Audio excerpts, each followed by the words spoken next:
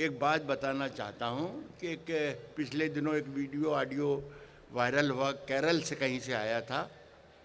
उसमें कोई एक लीडर टाइप आदमी है, पता नहीं किस टाइप के आदमी है, लेकिन थे तो आदमी ये तय है कि वो एक तकरीर कर रहे हैं और ज़ोरों से तकरीर कर, बड़ी जोशीली तकरीर है, यूं और यूं और यूं और यूं। और फिर वो बोलते, मेरे बच्चों ने बताया कि पापा देखिए ये क्या कह रहा है। वो कह रहा है कि राहत इंदौरी नाम का एक उर्दू का शायर है और वो जिहादी है। तो मैं साहब हैरत में पड़ गया कि यार मेरी उम्र 70-72 साल की हो गई और मुझे अभी तक मालूम ही नहीं है कि मैं जिहादी हूँ। मैं हैरत में पड़ गया। मैंने लोगों से, दोस्तों को फ़ोन किया कि यार ऐसा मामला है क्या, कुछ तुम्हें तो कुछ सब पता नहीं है। लेकिन साहब कोई जवाब नहीं मिला। सारी रात हो गई, करवट बदलते बदलते, इसलिए कि मैं यहीं पैदा हुआ हूँ, यहीं मरना है, यहीं दफन होना है। मैंने कहा ये कैसे पता लगाऊं कि यार कि जिहादी हूँ कि नहीं।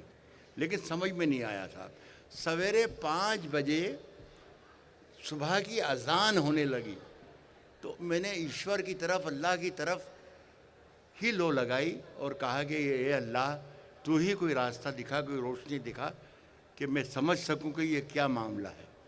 ऐसा लगा जैसे मुझे कोई रोशनी मुझसे बात कर रही है और ऐसा कह रही है कि राहत तुम जिहादी तो कभी नहीं हो सकते, लेकिन हाँ कुछ अलग ज़रूर हो। तो मुझे इन्हीं 2 लाइनों से एक बात मिली, क्लू मिला कि यार मैं कुछ अलग हूँ तो मेरे साथ कुछ अलग सलूक होना चाहिए।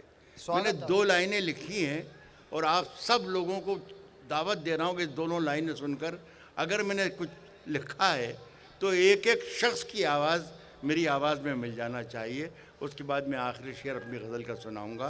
वो शेर ये है कि मैं जब मर जाऊं तो मेरी अलग पहचान लिख देना। एक एक शख्स शरीक हो जाए तो मज़ा आ जाए। यहाँ मेरे बहुत ही मोहतरम लोग भी बैठे हैं। अगर मैं जब मर जाऊं तो मेरी अलग पहचान लिख देना। सुने मेरठ वालों, मैं जब मर जाऊं तो मेरी अलग पहचान लिख देना। मैं जब मर जाऊं तो मेरी अलग पहचान लिख देना। लहू से मेरी पेशानी पे हिंदुस्तान लिख देना। जिंदाबाद, वाह। मैं जब मर जाऊं तो मेरी अलग पहचान लिख देना। लहू से मेरी पेशानी पे हिंदुस्तान लिख देना।